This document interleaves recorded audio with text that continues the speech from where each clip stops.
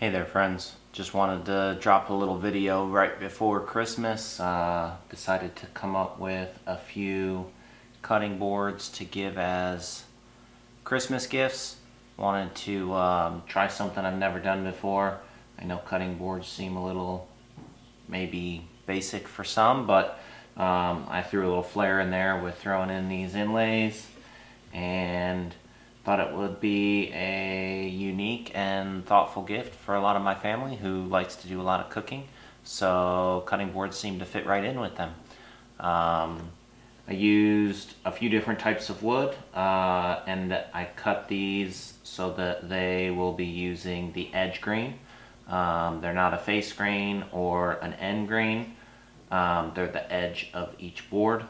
And I have cherry, walnut, some hard maple, and Paduke.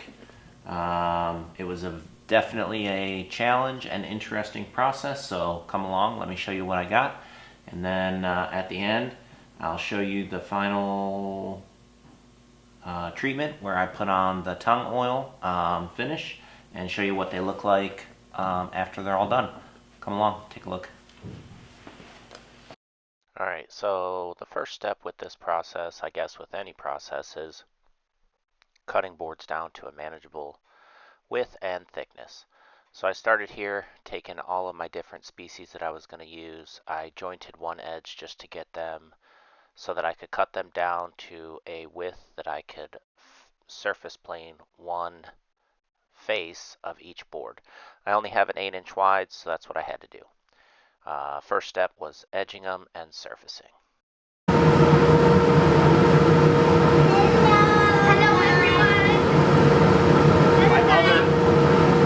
other helper, my two best helpers right here. Yep. I am 9 years old. And 5. No, he's 6.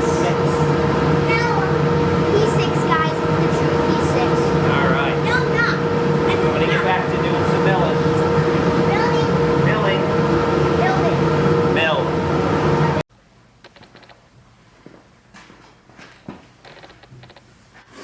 I don't know if you can see it, but there's one line right here on the camera on this board. I think one of my teeth is off. Trying to see what's up with that.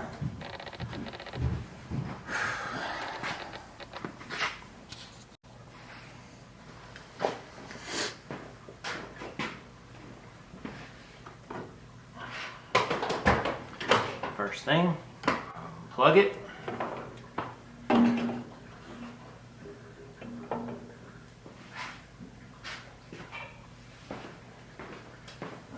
Get me one of these guys. I'm looking at this tooth area right here.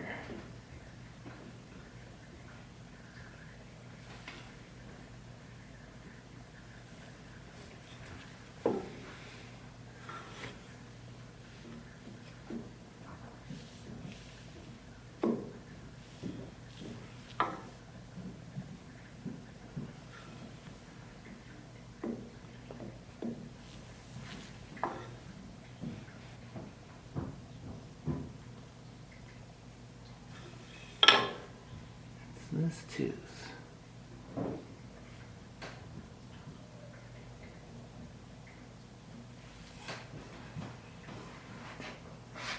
I don't see anything wrong with it.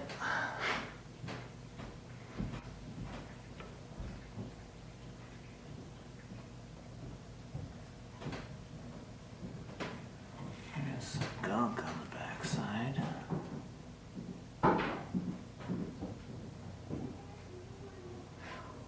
That is a tooth that I just turned as well. So they're all lined up. This one I've turned once already. That's weird.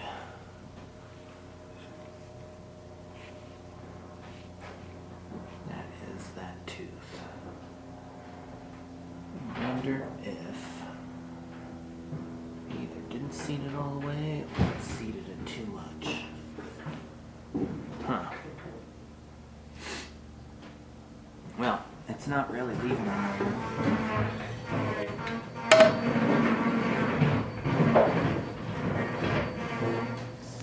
Since my joiner wasn't doing too bad and leaving too much of a mark, I decided to move on to the thickness. And unfortunately, I missed the part where I ripped these all to the same uniform width to start gluing up the pattern. Here's two of the cutting boards glued up in the right patterns.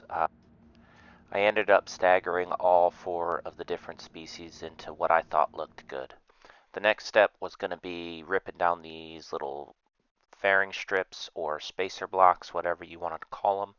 I just ended up making this thin rip jig, so it's got a little piece stopper on the back. I just basically run this MDF board through that. I know the width of the board, so if I want 1/8 inch strips, I basically just take 4 inches, which is the width of that board, move the blade or the fence over to 4 1/8, and that'll give me an 1/8 inch strip left in the back. As I cut it down, each of the off cuts start getting thinner and thinner until I basically use up all of the lumber with very minimal waste here. Plus, because it's cutting on the offcut side, I had very little burning on each of the pieces because there was no actual pressure up against the blade. I thought that was the best way to make it easy and to fix a small problem and how I was going to do that.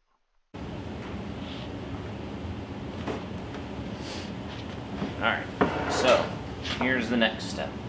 Cut all of these furring strips, whatever you want to call them, weaving strips, in all the different species of wood. Hey, come here.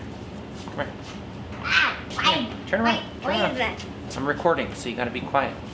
We're gonna tell them which one is your favorite color. We got this tan color. We got white. We got the dark walnut or the red Hadoop. Which one of these four do you like the best? You like the red one? Yeah. You want one of those red ones? Yeah. All right, you can go play with that. But you didn't make me a big... All right, so now what we're going to do is we're going to cut some patterns in the cutting boards, and we're going to decide which color best to glue in and weave into whatever pattern we think looks good for the designs on the cutting board that I came up with. Yeah. Give them thumbs up. Thumbs up. Yeah, buddy. Like and subscribe. There you go. Like, you heard it from the man himself. Say it one more time. Like and subscribe. Like and subscribe. There you go. Thank you, buddy. The next step was taking it over to the bandsaw after I got them glued up, and cut a wave in the board that I thought looked appealing to the eye. Basically, I just drew a line on there that I thought looked good, took it over to the bandsaw, and then tried to follow it as best I could. There was no real set pattern here. In the future, there might be another way that I could do this, but as of right now, the bandsaw was my best option, and it gave me the cleanest overall cut. So you see me cutting one of these boards up, and then I'm going to start the glue up process with the inlay / fairing strips that are going to be accent pieces to each of the cutting boards. As you can see, come out with a nice wave, and then we're going to go on and figure out some more design element.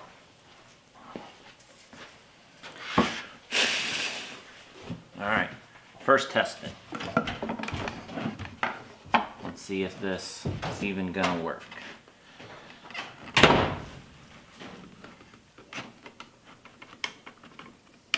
That seems pretty hard to press. I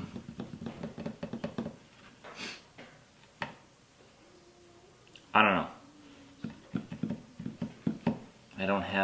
I wonder if just plain old hot water would make this pliable enough. But then what is that going to do to the glue joint? I might have to leave it in extra. I don't know. But we're going to try something, because I already made the cut. Now I gotta put something in there. And clearly 1/8 inch is too thick, because that's what I cut these all to, was at 1/8. But I feel like that's anything smaller than that, you're gonna lose kind of an aesthetic purpose. So let's see if some hot water can work. I don't think I have a bucket big enough for these, but I'm gonna put these under some hot water, let them soak it in, and then just even see if I can get it to close. Yep, I guess we'll go there. I'm not gonna bore you, I just ran it under hot water. Let's fast forward. It's a little bit more pliable. Let's see what it does. Let's see if that works any better.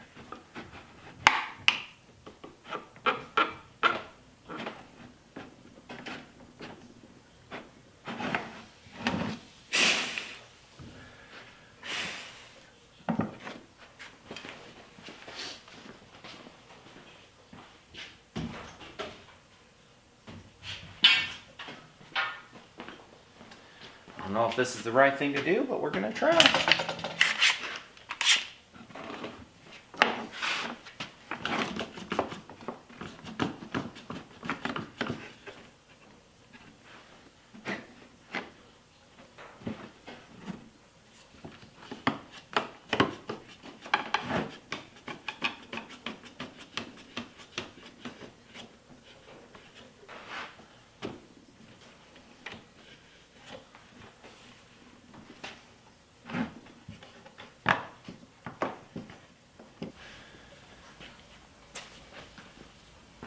Alright, so in order to alleviate a significant amount of problem with the whole bending, I'm going to go ahead and bring these down about as far as I think I can on this drum sander. So we're going to go with that and see if that helps us bend them so they're not as noticeable, and it'll fix that heavy offset of over a 1/8 of an inch with these ones at least. I know those ones are 1/8 inch, but I think I'm even going to bring those down a little bit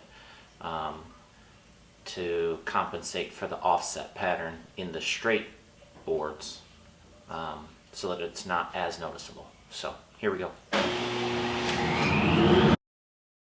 So this is me just running them through the drum sander. I'm bringing them down.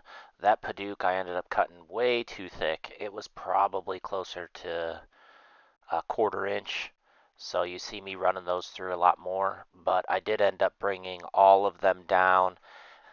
This Grizzly belt sander could probably only do about 3/16, so that's what I ended up bringing them down to.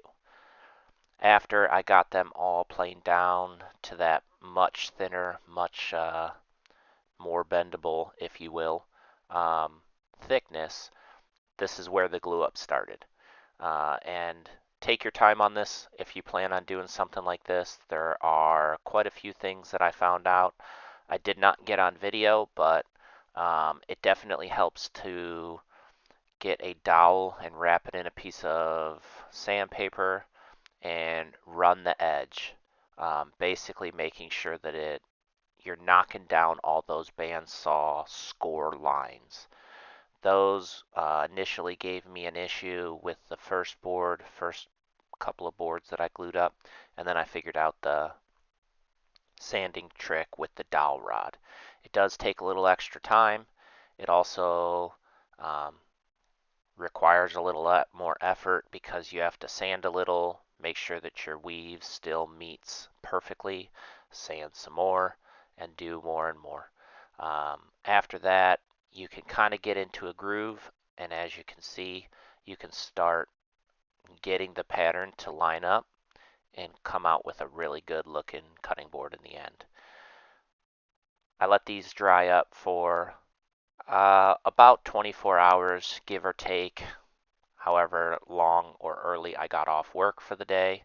You could see that wooden dowel I was using that I talked about that I didn't get on video, but after the glue dried, I would check it, make sure that there was no major gaps or no issues. Then I'd come up with another weave, not a mirrored image, but something else that would look appealing on the cutting board. And then from there, cut the second weave and see what the final product was gonna look like. So after I cut the second weave, made sure that everything lined up. Again, I didn't bore you with the bending and the cutting, but for this board, I believe I used a piece of cherry and a piece of walnut. I will tell you that the two different species of wood definitely had different characteristics when they bent. So keep that in mind. Walnut did not like to do sharp bends, but looked so much better when you did get it to bend around them corners. I think I broke one or two walnut strips because the bends were too sharp. And then using the water trick, I was able to get them around most of the bends that I wanted to use the walnut for. So after I did one, got it working, you can see this one is completely done and completely dry. So first look at what the cutting boards are going to look like. Here you go. Alright, so the last step I'm going to do for these is put these little juice grooves, I believe is what they're called, in here before I do a round over on the outside because I don't want the router to be as tippy. I came up with this little jig here, basically a couple of L brackets spaced far enough from the edge that I know where my router bit's going to land in the board. So I have four sides. I picked up a flat board because I don't want any glue that's stuck on my workbench somewhere to cause the board to rock at all. So I've already done a couple. I know that this works. Let me show you how I did it. That way you can see and let me know what you think.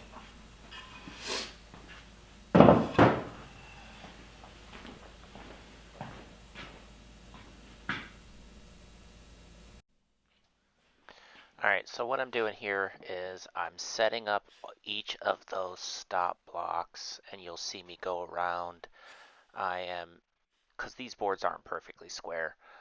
They're pretty close, but none of my equipment is precision. I don't have everything perfectly lined up. So if these boards are off square just a little bit or a little askew, that doesn't matter to me.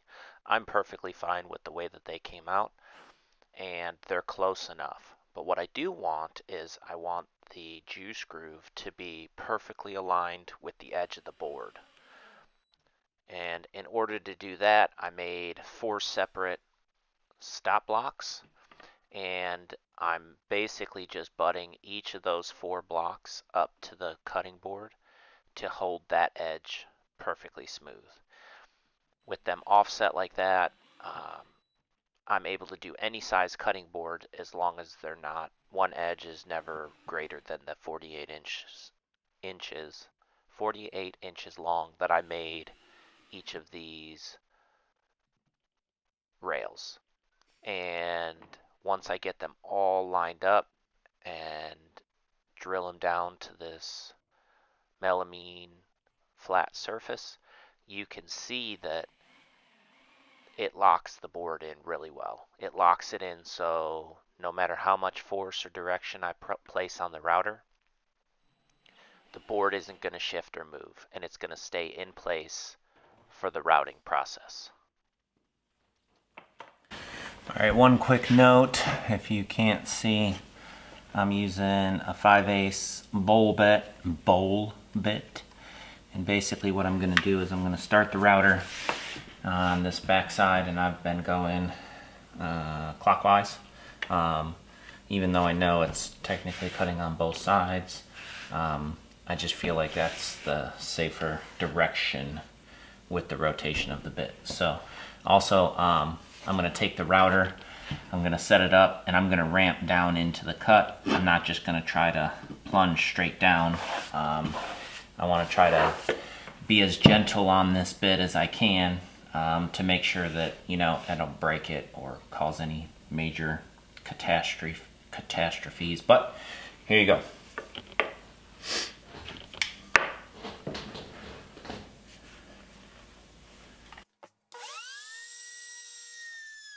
So I'm going to speed this up to about 4 times the speed that I actually took, just because I did go really slow. And I think actually I might have gone a little too slow because I've left a lot of burning inside the juice groove. But you'll see the finish outcome after I'm done here. It came out really well, and I'm not too, I feel like it worked exactly the way it was supposed to.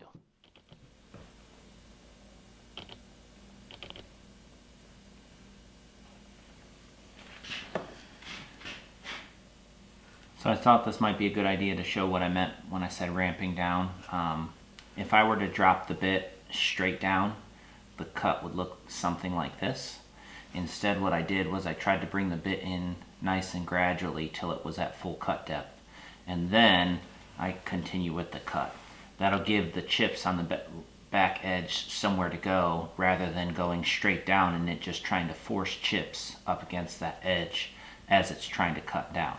So by doing this, at least in my understanding, is that gives those chips a direction to come out and not try to force it into the back side of the cut.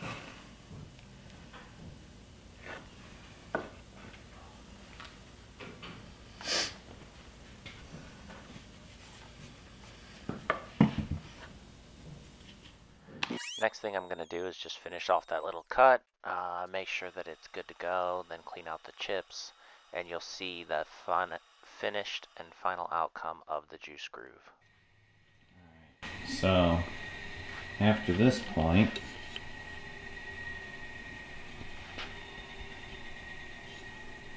you can see I've got some burrs, but what I'm going to do is take a 1/2 inch round dowel or something and run that entire groove and get rid of all those burn marks.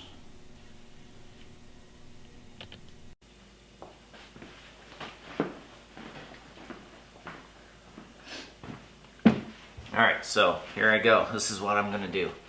I am going to sand all the boards down. I'm going to do 120 first, then 220, then 320. I'm going to use a dowel wrapped in some sandpaper to get into all the juice grooves, and then I'll do a water pop, grain pop, whatever you want to call it. I will pop the grain after 120 grit. I'll sand to 220 grit. I'll pop the grain one more time after 220 grit, and then I'll do my final sanding to 320 grit. I figure for cutting boards, going that high, although some would probably say 320 is already too high, but I'm going to go to 320 grit to make them, look as best they can for the initial soak. I'm going to use tung oil to finish them, so let's get the sanding done, and then I'll show you the finished process of what I'm going to do for tung oil. Let's do it. I'm not going to bore you with watching how many hours I spent sanding, so I'm just going to go ahead and fast forward through it. I'm trying to explain that basically what I'm doing is using that dowel to try and get all the edges clean on the entire rounded surface of that juice groove. It proved to be much more complicated than I thought it was going to be, and I spent a lot longer on those grooves than I thought I needed to, but I wanted to get them as good as I could. There's still a few spots that I was not able to get out specifically in the corner, but I think it just adds a little bit of character. It looks like it's just a normal spot of wood.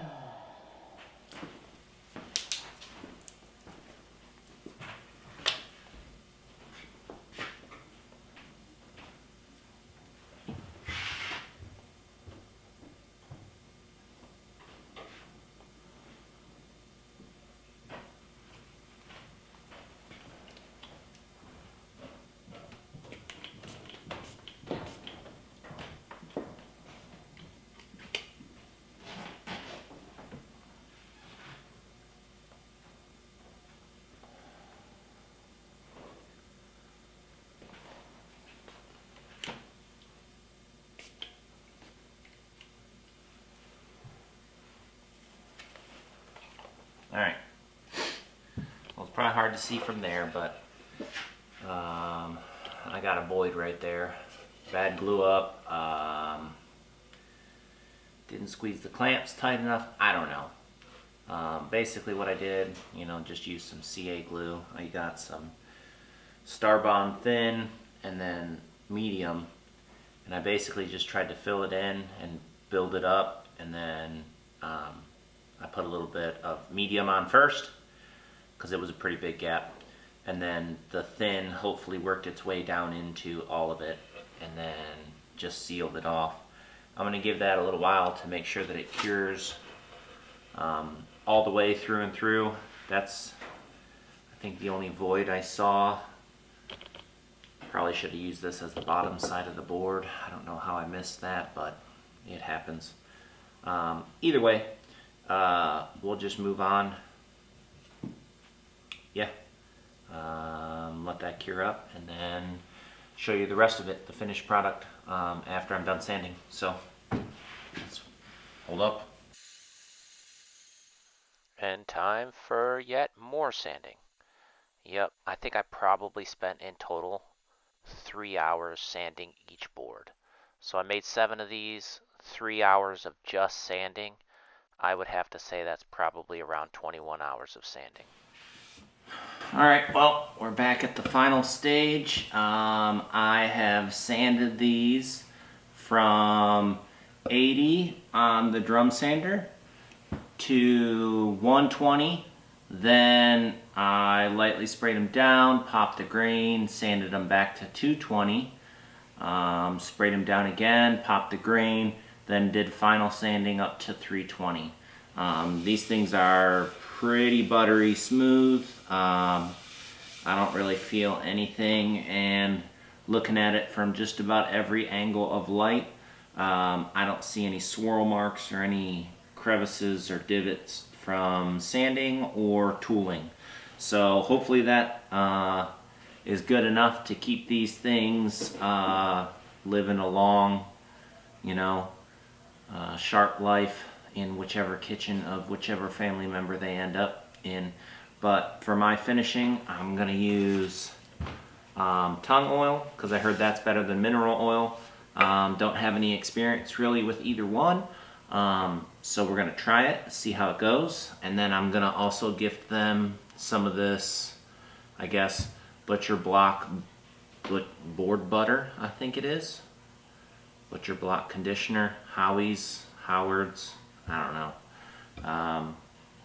So that they can keep up the maintenance on the boards and keep them, usable for a long lifetime.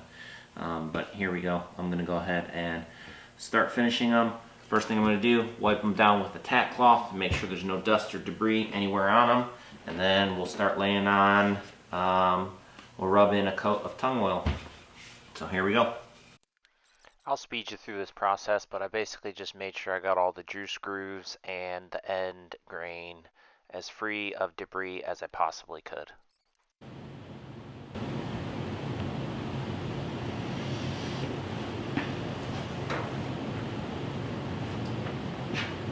Alright, I don't have a dunk tank.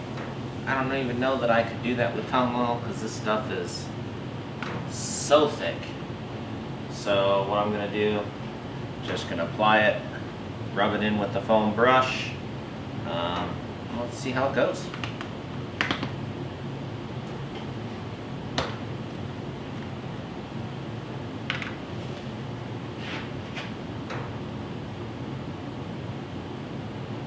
It's like honey.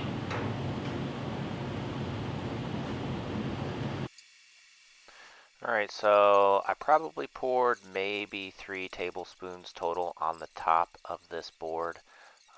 That was just a guess. Obviously, I don't know. But basically, I just used it to spread around and try to work it into every spot, making sure there was no dry areas. I am not doing a flood coat.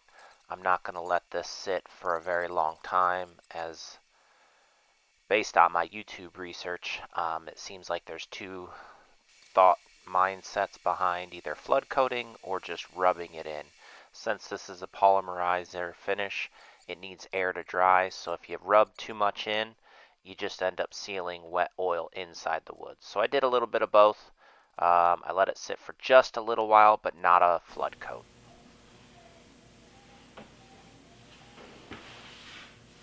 Man, that cherry looks so good.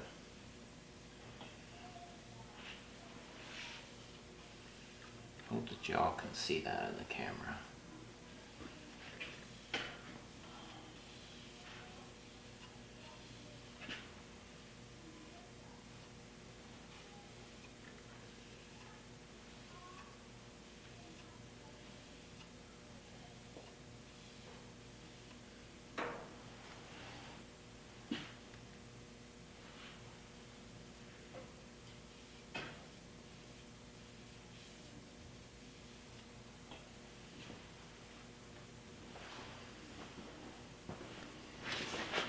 Right, well, as you can see, this one is definitely soaked up quite a bit, but I'm not trying to do a flood coat,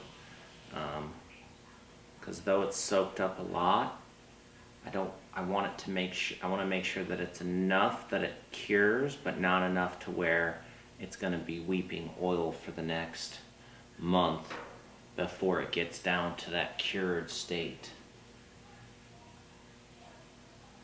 Which is what I heard is one of the issues with the tung oil being pure tung oil. It takes it a while to make sure that it actually cures. So now I'm going to find a rag. I'm going to wipe these down, get them dry, cleaned up, rub in what I can, and then call it done.